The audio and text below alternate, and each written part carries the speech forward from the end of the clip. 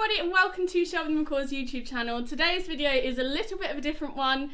We're going to do a vlog, so one of our usual weekend vlogs, but instead today we're going to make the core focus of our discussion 5 of the worst things about owning a macaw. As the backdrop for today's vlog slash informational video, we are headed off to this stunning place in Hitchin called Hitchin Lavender Farm, and it's just huge fields of lavender. When it comes to this video and this topic, what I do want to say is that we are going to try our hardest to be brutally honest with you. As a community, I think we're getting pretty sick of people buying macaws based on our videos just because they look fun and they look enjoyable and it looks exciting to get a macaw, but you don't see the full picture. You don't see every minute of our day. You see 6 minutes of our week, which is obviously nothing. So we are going to discuss this as brutally as we can in the hopes of putting people off of getting them. And this is birds in general as well, not just macaws. So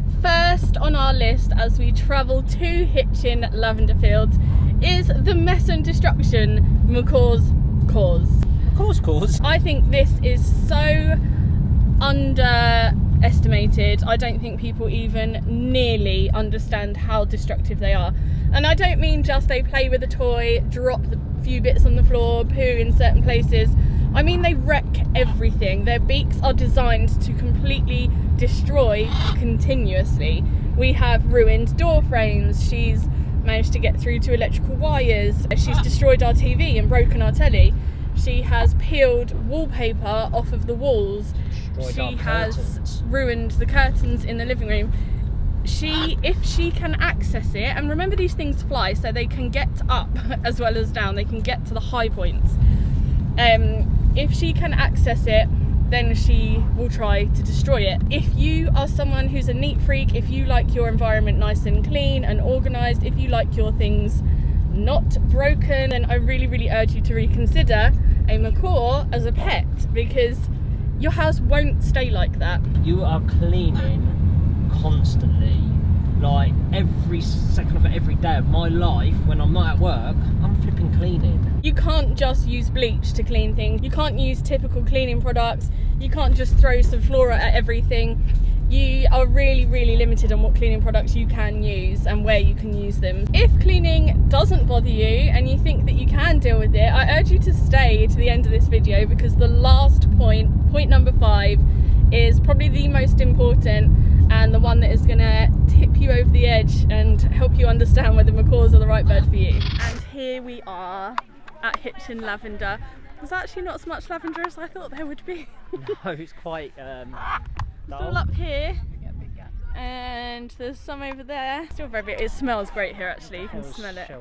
The bird is here. She's not restrained or anything, she's just not flying. Number 2 on our list of worst things about owning a macaw is their up and down, 1 minute happy or 1 minute sad, unpredictable personality. These guys have a different mood every second of every day. 1 minute they can be happy and want to play with you, next minute they want to bite your face off. You have to be on guard the whole time, literally, don't you? So one day, like, Shelby will be really loving and I love having her around, she's really sweet, and then the next day she gives me so much anxiety. I feel like I can't have her around the children because I can't keep an eye on her and the children at the same time. It just becomes this fight between, like, where does most of my care and attention go? Does it go to Shelby, who's being a destructive, nasty little cow, or does it go to the children? They're not domesticated animals at the end of the day. You need to remember that these are wild animals. We can't expect them to behave like a dog. We can't expect them to have constant happy, constant lovely behaviour. Like she just bit down on the face, like, for no reason. It's so hard to manage these up and downs, and you've got to remember that this is every day, every single day. So can you deal with that? Can you put up with the fact that yes, they're cute, yes, they do fun things, and yes, they get a lot of attention, and yes, they're beautiful looking, but can you deal with the fact that that 2000 psi beak is constantly at risk of hurting you?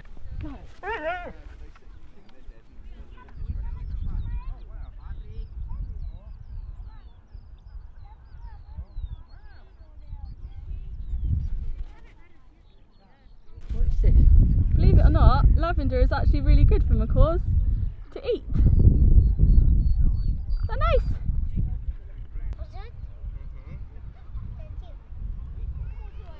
Hello.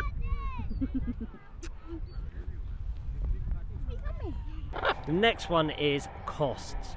Now people, I'm not joking when I say these animals cost an absolute fortune. Not just buying them, they're a fortune, but the upkeep of them. I mean, there's toys you've got to think of, there's food, there's destruction. Like, I can't even put into words how much these things cost. They can bankrupt you. Like, the special dietary stuff they have to have.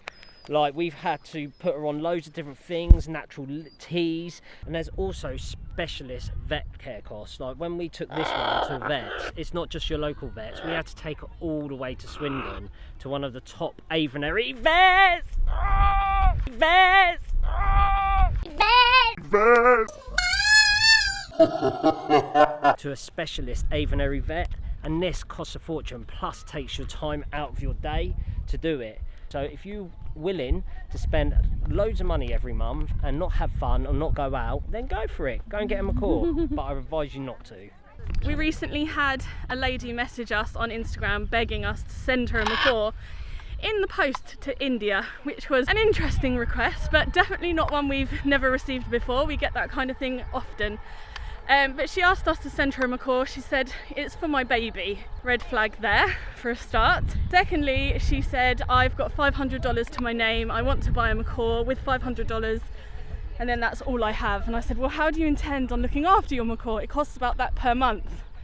She said, oh, I don't have that per month. And I said, a macaw costs more than $500 to buy. It also costs about $500 per month to keep. And she said, well, I don't have that, but I still want one. I want it for my baby. Please send me macaw. I was extremely frustrated, and I was probably quite rude and said, you should never own macaws if that's your attitude and you don't have money. Oh, I'm out of breath. But that is the sort of thing that we get people saying to us all the time. And we know lots of people that have rehomed their birds because they can't afford them.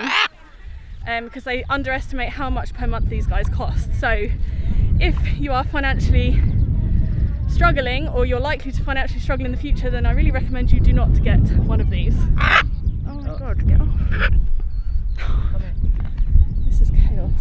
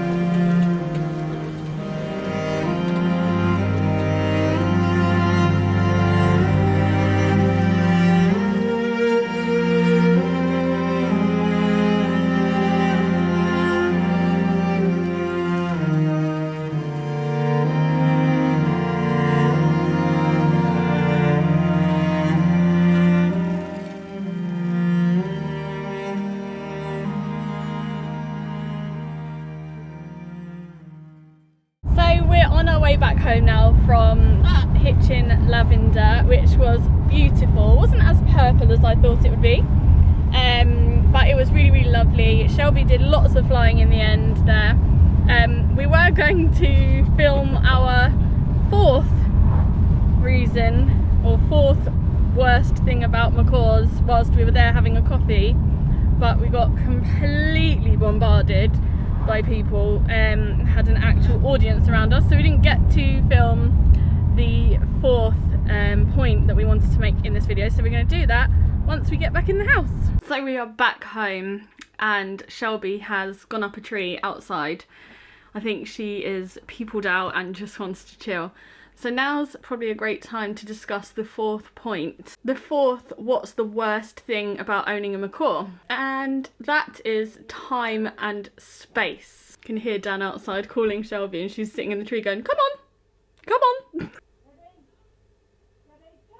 I can't emphasize enough how much space and time macaws need. It is just not good enough to keep your macaw in a cage all day. It is not good enough. If you work all day and you leave your home unattended all day, most days of the week, you can't get one. You just can't get a macaw. It's not fair. If there is someone home all the time, most days, most hours of the day, then yes, I can understand your reasoning for getting one.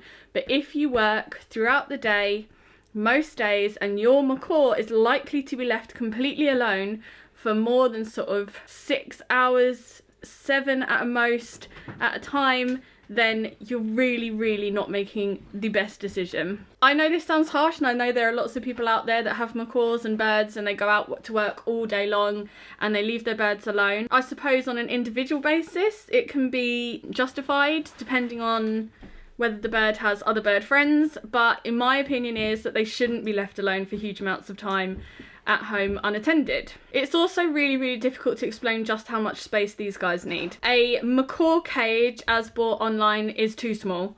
Macaws need aviaries. They don't do well in cages, and a cage, like a small bird cage, a macaw cage, is just not good enough. We actually started off with a macaw cage. Oh my god, we look back now and we think, wow, I can't believe we had that. And she was tiny, like she was a brand new baby macaw. We kept her in that for like the first 5 months of her life, 6 months of her life. And it was too small. It was too small. We made a mistake. And now she has this big aviary upstairs in our bedroom. And even then, even now, like with that, we're still like, oh, I wish it could be bigger. I wish we had somewhere else we could build an even bigger cage aviary than that. And me and my whole family can get inside that and be inside it, and there'll still be space around us. I can't emphasize enough. I just can't get across enough. If your bird is inside its cage nearly all day, or if your bird is inside its cage all day and hasn't been let out in days, weeks, months. I know of people that have kept a macaw in a cage for years and years and never taken it out. You shouldn't own a macaw. If you have a tiny little apartment and you're intending to buy a little bird cage and put it in the corner and put your bird in there, and that's where it's going to live whilst you're at work, you shouldn't get a macaw. It's just not the pet for you. If you intend on keeping a macaw inside a cage for the majority of the day whilst you work or go to work and leave the house, don't get one. Let's go and sit outside and harass Stan for a bit. Point number 5. Oh, we're a bit bright. Point number 5 of the worst things about keeping a macaw is everything. Is the fact that they will live for 70 plus years, 80 years. So we've got this for 70, 80 years. So when we're in our 70s, 80s, 90s, so I won't live that long. But when I'm that old, she is still going to be in her prime. If you think about getting a macaw and you sit down and you're working this out logically and you're thinking, right, let's take into consideration everything. Is there anything that could possibly happen in the next 80 years that may put your bird at risk of needing to be rehomed? Now think of every scenario. So say you're in your 20s, are you going to meet someone? Is that someone going to accept birds? Is that someone going to be allergic to birds? If not, what do you do? What are you going to do? Do you get rid of the partner, or are you going to end up rehoming the bird? Are you still living at home with your parents? If you go to university, if you decide to travel the world, if you decide to work abroad, what are you going to do with the bird? Are you going to take it with you? Are you going to leave it with someone? Is that someone prepared to take on the bird until you get back? I always think getting a bird before you own your own home and live in your own home is a really stupid idea. Bye, Shelby. Shelby is literally just flying around the skies. Come say hello to everyone. What are you doing? In the next 70, 80 years, are you going to have children? Are those children going to be able to live with the bird? Are you going to be able to cope with the bird whilst being pregnant, whilst having your children? When you age, when you get older, if you're already in your 50s and you're thinking about getting a bird, what are you going to do when you die? Have you thought about that? Think of all the things that could possibly put your bird at jeopardy in the next 80 years, take them into consideration and work out whether you're likely to get a bird and keep it for the duration of its life, or if you're likely to rehome it at any point. That was a very dramatic noise. And that's it. I know it's a hard one because no one can predict what happens in 80 years' time. But you can sort of predict, hello Shelby darling. Oh. You Good can girl. predict if, like, me and Carly know we're together, and unless one of us passes away, hopefully not, then we are going to be together. We know what sort of life we want. We've sat down extensively and chatted about it before we even considered anything. She is going to be our life, and when we're older we will still take her out every day. As long as the weather's nice, we will still spend the money and give her the time. And you need to honestly tell yourself, can you give this bird, this animal, your time, your love for the next 60, 70 years? And that's one question you have to ask yourself. We actually found it super hard to narrow this down to 5 things, so we hope you learnt something from this. Sorry, just one more thing as well. Sorry, Carly. You lot all see the happy, smiley, loving side of us and our family. Now you see 6 minutes maybe of our life, 10 minutes at the max. What you don't see is the stuff behind the scene, the stress, the biting, the mess, I can't put into words how manic our lives are. Sorry, Carly. It really was really difficult for us to narrow this down to 5, just 5 worst things about owning a macaw. If you're interested in another 5, another 10, another 50, then let us know down in the comments below. But I hope you're able to take something from this, and as harsh as it was, I really do hope that there's someone out there that's second guessing getting a macaw and reconsidering getting a macaw, because it would break my heart to see any more of these guys in rehoming centres and stuck in cages for the rest of their lives, or clipped wings. Let us know down in the comments the worst things about owning a macaw in your eyes, and suggestions for the next video. We're actually going to get a mobile phone, a dedicated phone for you guys to text us directly and speak to us directly on via WhatsApp, so you can send us things like video ideas or just say hi to us and we'll say hi back. So we'll keep you updated on when that WhatsApp number's coming out and when we'll get that phone, and we will see you in the next video. Bye guys, have a lovely day.